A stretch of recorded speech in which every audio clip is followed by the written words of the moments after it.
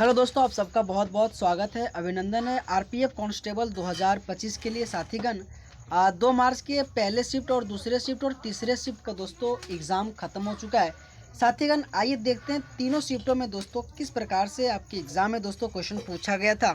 तो साथीगण आइए देखते हैं पहला क्वेश्चन आपके एग्ज़ाम में किस तरीके से आज का पेपर आपका रहा था।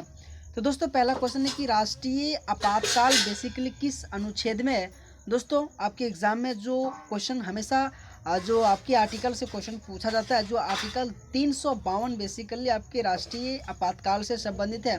अगर दोस्तों मैं बात करूं कि भारत में राष्ट्रीय आपातकाल 3 बार जो कि घोषित किया गया था, यानी कि 1962 जब चीन युद्ध हुआ था, फिर 1971 भारत पाकिस्तान युद्ध हुआ था और फिर जाके 1975 में आंतरिक अशांति हुआ था। तो बेसिकली 3 बार दोस्तों आपके राष्ट्रीय आपातकाल दोस्तों बेसिकली जो कि लागू हुआ था और आपके संविधान के 352 में दोस्तों इसका जिक्र किया गया, जो बेसिकली आपको याद रखना है। अगर दोस्तों मैं बात करूं जो आपके एग्जाम में 3 ही क्वेश्चन पूछा जाता है कि 352 बेसिकली राष्ट्रीय आपातकाल। अगर दोस्तों मैं बात करूं 356 तो बेसिकली दोस्तों राष्ट्रपति शासन। और वहीं दोस्तों अगर मैं बात करूं कि 360 बेसिकली दोस्तों वित्तीय आपातकाल, जो आपको बेसिकली आपको 3 याद रखना है हमेशा दोस्तों, इनसे आपके एग्जाम में क्वेश्चन पूछा जाता है। अगर दोस्तों मैं अगला क्वेश्चन की बात करूं कि जो संगाई महोत्सव है ना, किस राज्य में मनाया जाता है, ये भी दोस्तों आपके एग्जाम का पूछा गया क्वेश्चन है।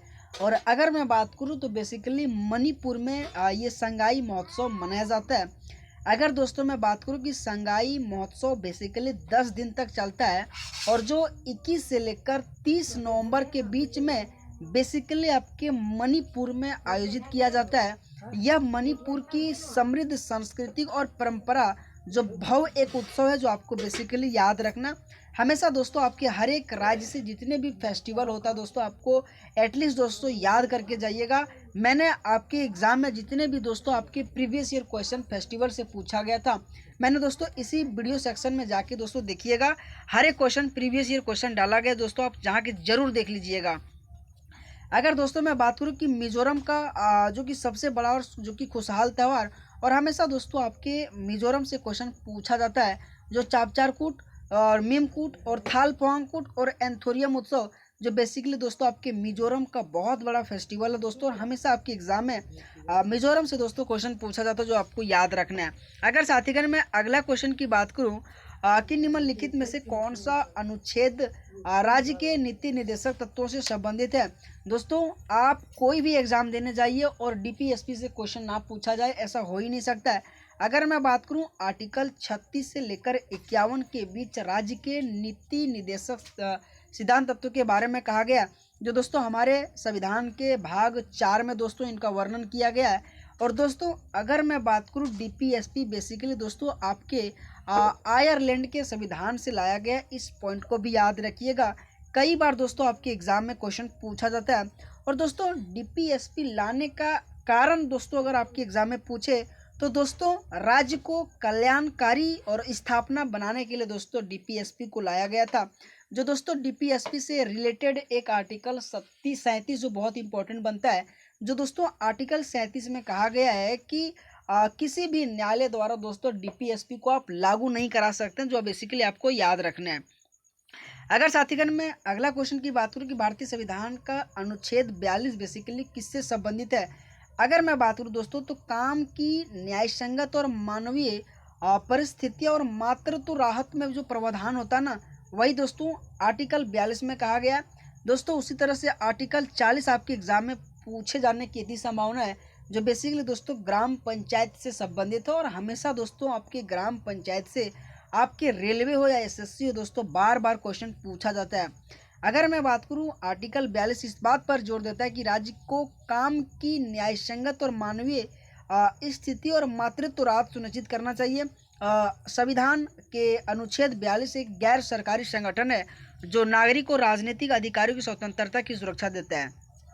अगला क्वेश्चन साथीगण कि नाथुला जो दर्रा है भारत के किस पड़ोसी देश को जोड़ता है दोस्तों, बहुत इंपॉर्टेंट है। जो बेसिकली आपके चीन जो देश है ना दोस्तों, वही आपके नाथुला दर्रा बेसिकली जोड़ता है दोस्तों।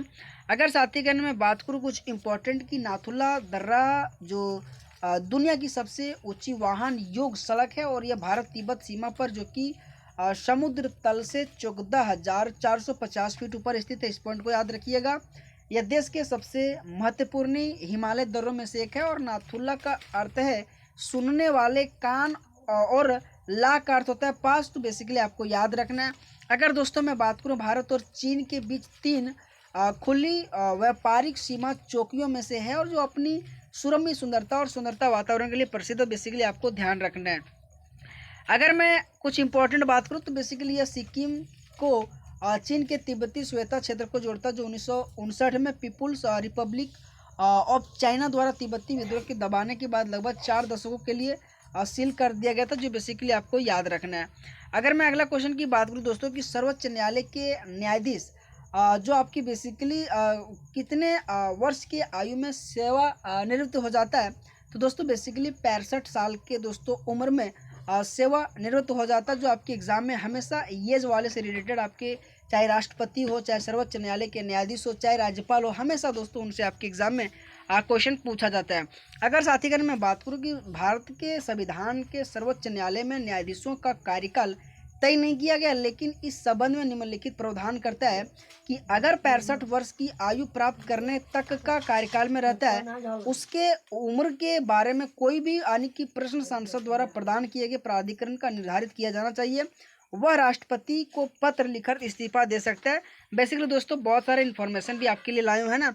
अगला अगर मैं क्वेश्चन की बात करूँ निम्नलिखित में से कौन भारत का सबसे बड़ा गन्ना उत्पादक जो कि राज्य है।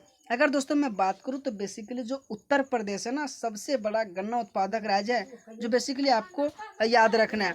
अगर मैं अगला क्वेश्चन की बात करूं साथीगण की 1857 के प्रथम स्वतंत्रता विद्रोह में भाग लेने वाले पहली जो आपकी महिला स्वतंत्रता सेनानी कौन है, तो बहुत इंपॉर्टेंट दोस्तों बेगम हजरत महल इस क्वेश्चन का आंसर आ जाएगा, जो हमेशा आपके एग्जाम में क्वेश्चन 1857 से हमेशा देखा जाता है। अगर साथीगण मैं अगला क्वेश्चन की बात करूं कि भारत में आर्थिक सुधार जो 1991 के दौरान कौन प्रधानमंत्री था, जो कि पीवी नरसिम्हा राव, जो आपको याद रखना। और हमेशा दोस्तों इनसे क्वेश्चन आपके पीवी नरसिम्हा राव से क्वेश्चन पूछा जाता है। अगर मैं बात करूं आर्थिक सुधार 1991 में संरचनात्मक समायोजन कार्यक्रम के रूप में शुरू किया गया था और इसे तत्कालीन प्रधानमंत्री नरसिम्हा राव ने शुरू किया गया था। भारत की नई आर्थिक नीति शुरुआत बेसिकली तत्कालीन जो मंत्री आपके डॉक्टर मनमोहन सिंह के द्वारा किया गया था, जो आपको बेसिकली याद रखना है। अगर साथीगण मैं अगला क्वेश्चन की बात करूं कि भारत के उपराष्ट्रपति का चुनाव किसके द्वारा किया जाता है। अगर मैं बात करूं दोस्तों संसद के दोनों सदनों के सदस्य जो निर्वाचित और मनोनीत होता है उनके द्वारा, और उपराष्ट्रपति देश के दूसरे सबसे बड़ा पद होता है, ये भी याद रखना है। तो बेसिकली दोस्तों आपके एग्जाम में भारत के जो उपराष्ट्रपति हो ना उनके चुनाव में बेसिकली किसके द्वारा किया जाता है, तो संसद के दोनों सदनों के जितने भी निर्वाचित और मनोनीत सदस्य होता है ना उन्हीं के द्वारा दोस्तों राष्ट्रपति और उपराष्ट्रपति के चुनाव किया जाता है, जो बेसिकली आपको याद रखना है। अगर साथीगण मैं बात करूं कि जो गणगौर फेस्टिवल है ना जो बेसिकली राजस्थान में मनाया जाता है, बेसिकली 18 दिन तक मनाया जाता है, जो आपके एग्जाम में हमेशा दोस्तों राजस्थान से गणगौर फेस्टिवल पूछा जाता है, जो आपको याद रखना है। अगर साथीगण मैं बात करूं कि गणगौर भारतीय राज्य राजस्थान और बेसिकली मध्य प्रदेश के निवाड़ क्षेत्र में मनाया जाने वाला एक त्यौहार है और यह गुजरात और पश्चिमी बंगाल में भी कुछ हिस्सों में मनाया जाता है, लेकिन साथीगण बेसिकली आपके राजस्थान ही क्वेश्चन का आंसर सही जाएगा, जो बेसिकली आपको याद रखना है। और इस फेस्टिवल में दोस्तों महिला देवी पार्वती और गौरी से प्रार्थना करती है कि उन्हें भरपूर वसंत के साथ आशीर्वाद दे, जो फसल से परिपूर्ण और वैवाहिक जो सद्भाव से भरा हो, जो बेसिकली 18 दिन तक आपके गणगौर फेस्टिवल मनाया जाता है, जो बेसिकली आपको याद रखना है। अगला अगर मैं क्वेश्चन की बात करूं साथीगण कि ब्रह्म समाज के संस्थापक कौन है, तो राजा राम मोहन राय।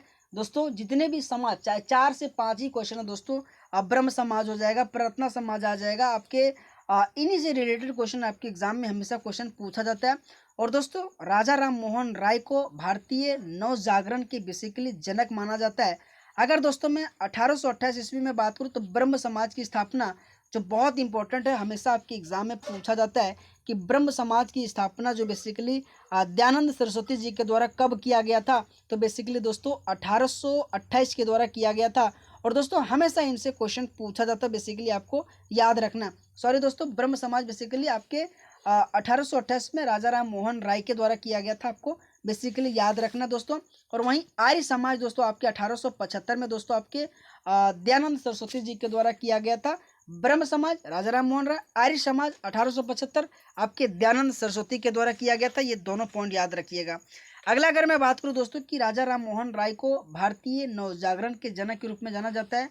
उन्हें 1828 ईस्वी में ब्रह्म समाज की स्थापना जो आधुनिक पश्चिमी विचारों पर आधारित था, जो बेसिकली आपको याद रखना है। अगर मैं अगला क्वेश्चन की बात करूं साथीगण कि निम्नलिखित में से किस मुगल सम्राट का शासनकाल सबसे लंबा था, तो मोहम्मद शाह इस क्वेश्चन का बेसिकली आंसर आ जाएगा। अगर मैं बात करूं दोस्तों कि मुगल काल में औरंगजेब का शासनकाल सबसे लंबा था, उनका शासनकाल 1658 से लेकर 1707 तक चला था। औरंगजेब छठे मुगल सम्राट थे। और मुगल काल की अगर मैं शासन काल की बात करूं तो उसमें से दोस्तों बाबर आपके जो पहले मुगल काल के शासक हैं, और इन्होंने ही दोस्तों दिल्ली सल्तनत के इब्राहिम लोदी को 1526 के क्रांति में दोस्तों उन्हें परास्त करके वहीं से मुगल काल का जो कि स्थापना किया गया था, जो बेसिकली 1526 से लेकर 1857 तक बेसिकली मुगल काल चला था। और हमेशा इनसे रिलेटेड आपके एग्जाम में क्वेश्चन पूछा जाता, तो आपको बेसिकली ध्यान रखना है। अगर साथीगण मैं अगला क्वेश्चन की बात करूं कि दुर्गा बस्तर चंद्रपुर लो अयस्क बेल्ट जो बेसिकली भारत के किस राज्य में स्थित है, तो साथीगण इस क्वेश्चन का आंसर बेसिकली छत्तीसगढ़ और महाराष्ट्र आ जाएगा। दोस्तों हमेशा आपके एग्जाम में बॉक्साइट से रिलेटेड क्वेश्चन, आपके कोयला से रिलेटेड क्वेश्चन, आपके एग्जाम में हमेशा अबरक से रिलेटेड क्वेश्चन, जिस राज्य में सबसे ज्यादा उपरक उत्पाद होता है वहां से आपके एग्जाम में आपके रेलवे एसएससी में क्वेश्चन हमेशा बार बार पूछा जाता है। बेसिकली आपको दोस्तों ध्यान रखना है। अगर दोस्तों मैं बात करूं कि अबरक का सबसे ज्यादा उत्पादक भारत के किस राज्य में होता है, तो बेसिकली दोस्तों आपके झारखंड में होता है। बहुत इंपॉर्टेंट, हमेशा आपके एग्जाम में आप झारखंड से हमेशा अबरक से क्वेश्चन पूछा जाता है। अगर मैं अगला क्वेश्चन की बात करूं दोस्तों कि जो छऊ नृत्य भारत के किस राज्य में लोकप्रिय है, अगर मैं बात करूं दोस्तों छऊ बेसिकली 3 प्रकार से मनाया जाता है, जो उड़ीसा, झारखंड और बेसिकली पश्चिम बंगाल में, ये तीनों राज्यों में मनाया जाता है। दोस्तों छऊ नृत्य के एक बहुत बड़े नाम है जिसका नाम अगर मैं बात करूं तो भुवन कुमार, जो आपके एग्जाम में हमेशा दोस्तों क्वेश्चन पूछा जाता है। और दोस्तों छऊ नृत्य एक भी और क्वेश्चन पूछा जाता है जो बेसिकली 2010 में इसे दोस्तों अमूर्त विरासत जो यूनेस्को में बेसिकली दोस्तों शामिल किया गया था। और इसी के साथ दोस्तों आपके बेसिकली कालबेलिया को भी आपके 2010 में शामिल किया गया था। और इसी के साथ दोस्तों मुदई एट्टू जो आपके बेसिकली केरल का है, वे भी आपको 2010 में तीनों को दोस्तों अमूर्त विरासत जो संस्कृति में शामिल किया गया था। और हमेशा आपके एग्जाम में दोस्तों क्वेश्चन पूछा जाता है। अगला क्वेश्चन दोस्तों कि वल्लभी जो मंदिर वास्तुकला की किस शैली का एक उप प्रकार है, दोस्तों अगर मैं बात करूं तो ये नागर शैली का है, जो आपको बेसिकली याद रखिएगा। हमेशा नागर शैली हो जाएगा, द्रविड़ शैली आ जाएगा, हमेशा इनसे बेसर शैली से क्वेश्चन पूछा जाता है। अगला क्वेश्चन साथीगण की 9वीं अनुसूची किस संविधान संशोधन के तहत जोड़ा गया था, दोस्तों बहुत इंपॉर्टेंट है। अगर दोस्तों मैं बात करूं कि 9वीं अनुसूची जो है ना सो पहले संविधान संशोधन के तहत दोस्तों 1951 में जोड़ा गया था, जो बेसिकली बहुत इंपॉर्टेंट, इनसे हमेशा क्वेश्चन पूछा जाता है, जो आपको याद रखना है। अगर साथीगण मैं अगला क्वेश्चन की बात करूं कि तापमान का एसआई इकाई क्या है, तो बेसिकली साथीगण तापमान का एसआई अगर मैं बात करूं तो केल्विन आ जाएगा। और दोस्तों हमेशा आपके एग्जाम में एक एसआई यूनिट से क्वेश्चन आपके साइंस से हमेशा देखा जाता है। तो बेसिकली आप सभी मेरे साथीगण से रिक्वेस्ट है दोस्तों, आप जरूर पढ़ के जाइएगा, आपके एग्जाम में क्वेश्चन पूछा जाता है। अगला अगर मैं क्वेश्चन की बात करूं कि अशोक की समय गुप्त साम्राज्य की राजधानी बेसिकली क्या था, दोस्तों अगर मैं बात करूं कि अशोक के समय गुप्त साम्राज्य की राजधानी पाटलिपुत्र नहीं था, जो बेसिकली ऑप्शन के अनुसार दिया गया था, बल्कि मौर्य साम्राज्य की राजधानी, मौर्य साम्राज्य राजधानी प्रांत था। दोस्तों अशोक से रिलेटेड मौर्य साम्राज्य से अधिकतम क्वेश्चन केवल अशोक से ही क्वेश्चन पूछा जाता है, जो बेसिकली इनके कार्यकाल से आपके एग्जाम में क्वेश्चन पूछा जाता है, जो बेसिकली दोस्तों 269 से लेकर 232 इनका कार्यकाल रहा था। और दोस्तों हमेशा इनसे जितने भी शिलालेख है किस भाषा में लिखा गया था, तो खौटी और अरामाइक लिखा गया था। इनसे संबंधित आपको बेसिकली याद रखना। हमेशा दोस्तों आपके एग्जाम के लिए अशोक बहुत इंपॉर्टेंट टॉपिक रोल अदा करता है। अगर दोस्तों मैं बात करूं आपके एग्जाम में मौर्य जो वंश है ना बेसिकली 322 से लेकर 198 तक चला था दोस्तों, जिसका अगर मैं बात करूं पहला शासक तो चंद्रगुप्त मौर्य हुआ था, जो 322 से लेकर 298 बीसी तक दोस्तों शासन किया था, जो बहुत बड़े इनसे क्वेश्चन भी पूछा जाता है।